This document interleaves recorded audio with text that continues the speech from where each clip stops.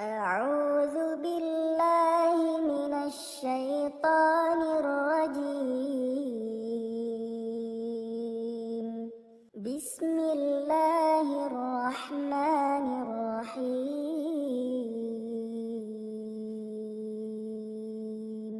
يا أيها المزمل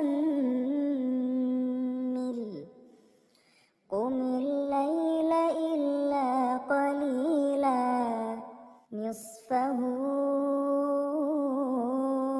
أو انقص منه قليلا أو زد عليه ورتل القرآن ترتيلا إنا سنلقي عليك قولا ثقيلا إن ناشئة الليل هي أشد وطئا وأقوم قيلا إن لك في النهار سبحا طويلا واذكر اسم ربك وتبتل إليه تبتيلا رب المشرق والمغرب لا إله إلا هو فاتخذه وكيلا واصبر على ما يقولون واهجرهم هجرا جميلا وذرني والمكذبين أولي النعمة ومهلهم قليلا إن لدينا أنكالا وجحيما وطعاما ذا غصة وعذابا أليما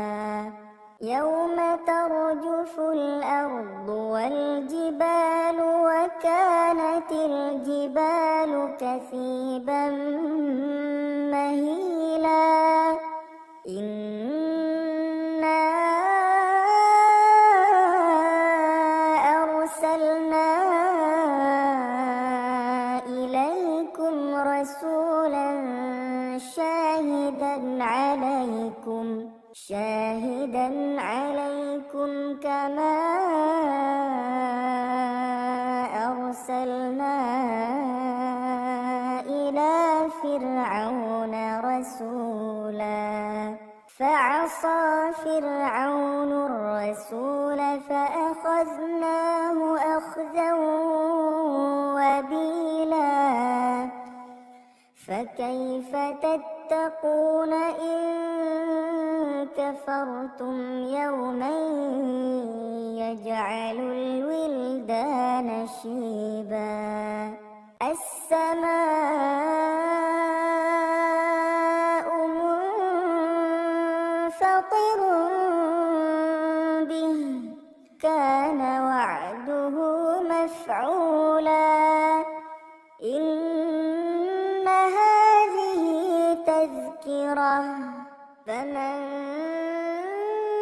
شاء اتخذ إلى ربه سبيلا إن ربك يعلم أنك تقوم أدنى من ثلثي الليل ونصفه وثلثه وطائفة من الذين معك والله يقدر الليل والنهار علم أن لن تحصوه فتاب عليكم فاقرؤوا ما تيسر من القرآن. علم أن سيكون منكم مرضى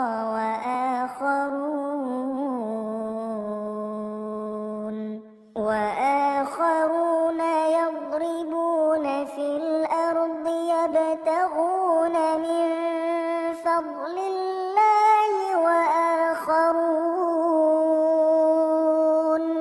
وآخرون يقاتلون في سبيل الله.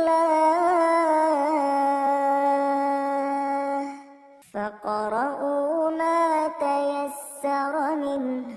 وأقيموا الصلاة وآتوا الزكاة وأقرضوا الله قرضا حسنا.